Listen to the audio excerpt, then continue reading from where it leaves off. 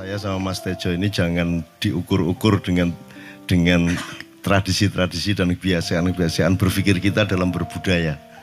Karena ini bukan masalah kebudayaan, ini semua masalah bahkan di atas akal sehat kalau Tejonya mengistilahkan tadi gitu ya teman sekalian. Jadi saya sama dia kalau enggak nyanyian ya enggak. Dia temanya yang diwakili saya itu tumpukan-tumpukan ejekan kepada saya dan itu adalah rahmat yang luar biasa. Dan dia tidak sholat segala macam, saya tidak membuat saya merendahkan dia atau membuat saya menjadi agak kurang dekat dengan dia, tidak juga. Karena itu Allah punya gitu loh. Dan Allah itu terserah-serah dia. Karena Allah itu maha menghisap, karena makanya matematika itu ilmu paling murni, paling suci itu karena urusan agama nomor satu itu hisap. Ya toh? Nomor satu itu hisap. Dan hisap, yang menghisap itu Allah, bukan kita, bukan ustadz, bukan kiai, bukan siapa-siapa. Dan Allah pernah mengatakan, saya kira di sini aja yang cerita mengenai orang Badui, terakhir ya, orang Badui keliling Ka'bah. Dia mengucapkan ya Karim, ya Karim, ya Karim, ya Karim. Terus ada laki-laki di belakangnya tawaf juga dan mengucapkan ya Karim, ya Karim, ya Karim, ya Karim, ya Karim. Sampai akhirnya si orang Badui ini noleh, kamu ngapain kok niru-niruin saya? Terus laki-laki itu bilang, lu saya nggak niru-niruin kamu. Saya memang ingin mengucapkan zikir ya Karim, ya Karim. Udah akhirnya jalan lagi. Tapi yang belakangnya terus ya Karim, ya Karim, ya Karim. Akhirnya marah ini si Badui. Badui bilang, kalau kamu niru-niruin saya terus nanti saya kasih tahukan kepada Muhammad kamu. Orang yang paling saya imani, orang yang paling saya cintai, orang yang paling saya percaya, orang yang paling membuat hidup saya sangat hidup. Itu Muhammad namanya. Terus orang di belakangnya bilang, kamu sudah ketemu Muhammad belum? Belum. Saya sudah keliling-keliling di Mekah tadi belum tahu di mana Muhammad. Akhirnya saya muter-muter di Ka'bah ini. Terus Rasulullah kurang pinter acting kayak Tejo. Kalau seandainya yang di belakangnya itu Tejo kan pasti diperpanjang-panjang itu. Tapi Rasulullah tidak tahan saking cintanya kepada orang itu. Akhirnya dia mengatakan, ya Arab, akulah Muhammad yang kau cari. Wah akhirnya si Arab ini, si Badui ini memeluk Muhammad sedemikian rupa. Terus tiba-tiba Jibril datang disuruh Allah. Ya Muhammad, Allah yuballigh assalam ilaik. Allah menyampaikan salam kepadamu. Oh ya, waalaikumsalam warahmatullahi wabarakatuh. Gue tahu salam-salaman karo Gusti Allah. Lewat pasar, assalamualaikum. Terus dia bilang, waalaikumsalam. Ono tulisan di langit, asik tau kan? Asik lagi. Allah menyampaikan salam kepada Muhammad. Oh waalaikumsalam. Apa yang bisa saya dengarkan dari Allah? Allah menitipkan pesan, katakan kepada Yahudi itu. Apa dia pikir kalau dia menzikirkan ya Karim, ya Karim, ya Karim, wahai yang maha mulia, wahai yang maha santun. Apakah lantas dipikir aku tidak menghitung dosa-dosanya? Kata Allah melalui Jibril lewat Muhammad dikatakan kepada Badui. Allah mengatakan kepadamu, apakah kamu pikir kalau kamu wiridan ya Karim sambil mengelilingi rumahnya Allah, lantas Allah tidak menghitung dosa-dosamu? Si Badui marah jo, kayak konjo. Kalau Allah berani menghitung-hitung, akan aku hitung dia. Wani-wani ngitung tak hitung genti kon ya. Itu. Muhammad kaget loh, wah ini arek situ bondo ya. Muhammad kaget. Jibril juga langsung menyampaikan kepada Allah. Terus Allah mengatakan, katakan kepada Badui, bagaimana mungkin dia menghitung-hitung saya, kata Allah. Terus Muhammad menyampaikan, wahai Badui, bagaimana kau menghitung Allah? Allah yang menghitung kamu.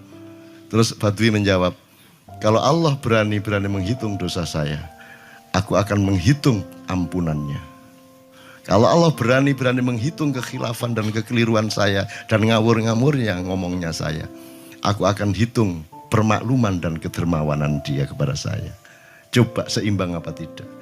Aku yakin permakluman dan ampunan Allah akan lebih melimpah-limpah dari kesalahan saya. Itu. Ngerti ya? Jadi mulai metu oma. Ayo wani-wani ngitung. Wani-wani ngitung tak hitung ganti kan. Ya. Terus tahu nggak jawaban Allah?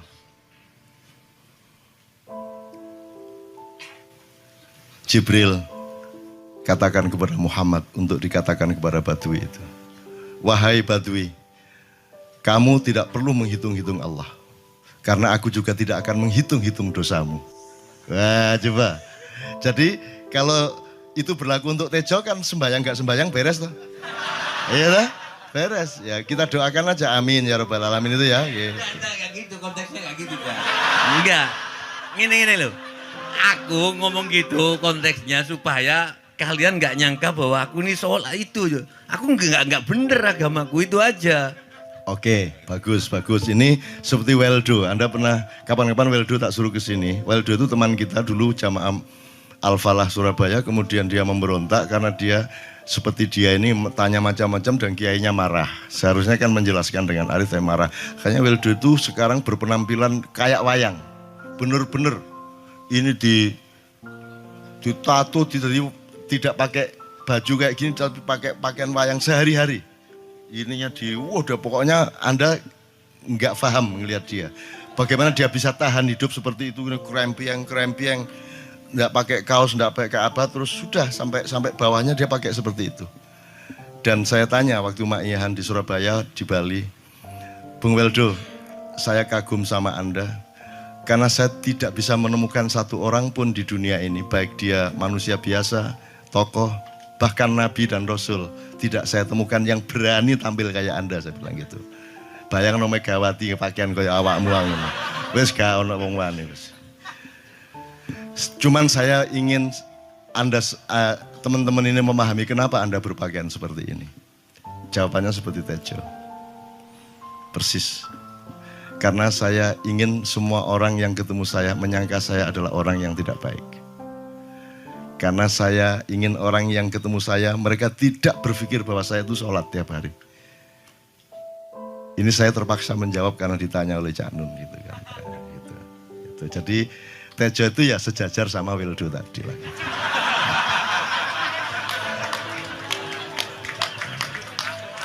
Kapan-kapan tak kasih di Kenduri Cinta, tolong dianu fotonya ya, fotonya Weldo ya. Bagus itu, bagus. Sekarang di Bali dia jadi pelukis dan dia benar-benar seperti itu. Dalam tradisi tasawuf itu, khazanah tasawuf itu ada cerita gini, Cak. Itu semua orang tahu Syekh Abu Yazid Al-Bustami ya. Beliau itu adalah begawan sufi tasawuf yang paling besar. Dari Kufah, ya, dari Basra ke Baghdad. Jadi setiap kali dia masuk ke kota Baghdad itu misalkan ada khalifah lagi kumpul-kumpul ini dengan rakyatnya, terus mendengarkan Syekh Abu Yazid Al-Bustami datang, itu majelisnya raja khalifah itu akan kosong, kemudian berkumpul ke Syekh Abu Yazid Al-Bustami. Nah itu merasa dihormati, dimuliakan, diagungkan, itu kemudian mengusik rasa keberhambaannya kepada Allah. Jadi pada waktu bulan Ramadan dia sengaja ke kota Kufah siang hari makan di warung di tengah kerumunan orang banyak. Kemudian orang-orang itu pada memaki, pada yang menyesali gitu. Ini katanya wali kok gitu ya. Jadi saya pikir orang yang paling menghargai dirinya dan kedekatannya kepada Allah itu justru lebih memperlihatkan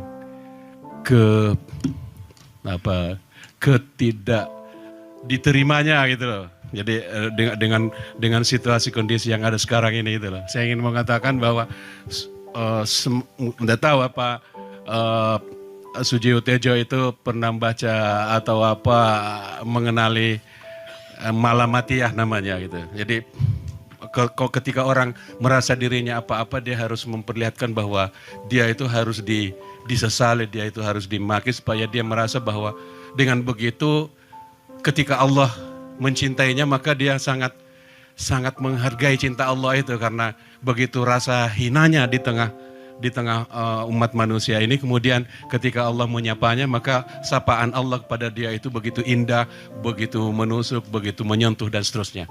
Demikian.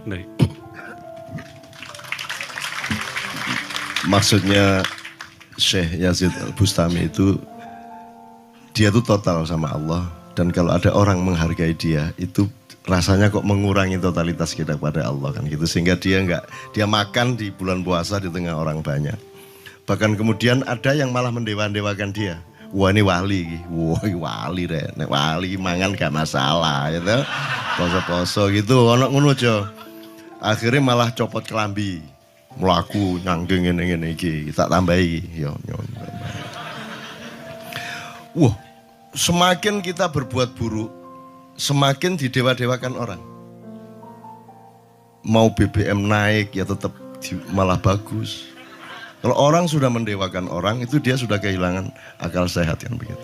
Orang di pasar mengatakan, ini Jokowi jadi presiden aja naik BBM-nya sampai segini, apalagi Prabowo, nungguin. Jadi Prabowo itu gak dadi, disalahno. Coba, pikirannya ada gitu orang di pasar. Jokowi aja segini naiknya, apalagi Prabowo, coba. Oke. Jadi yang satu itu sudah nyata, yang satu masih kalau itu loh, wis dihukum. Nah, kalau dihukum itu kan sudah hukum orang hasad toh, gitu loh. Maka Abu Nawas dihukum karena dia membawa pisau. Kenapa dihukum?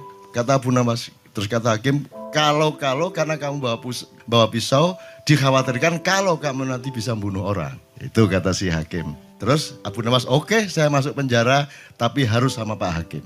Loh kenapa? Kata hakim, lah Abu Nawas menjawab, lah Pak Hakim bawa alat kemaluan kemana-mana. Dikhawatirkan kalau Pak Hakim memperkosa anak perempuan. Lah kalau loh, salah di Indonesia.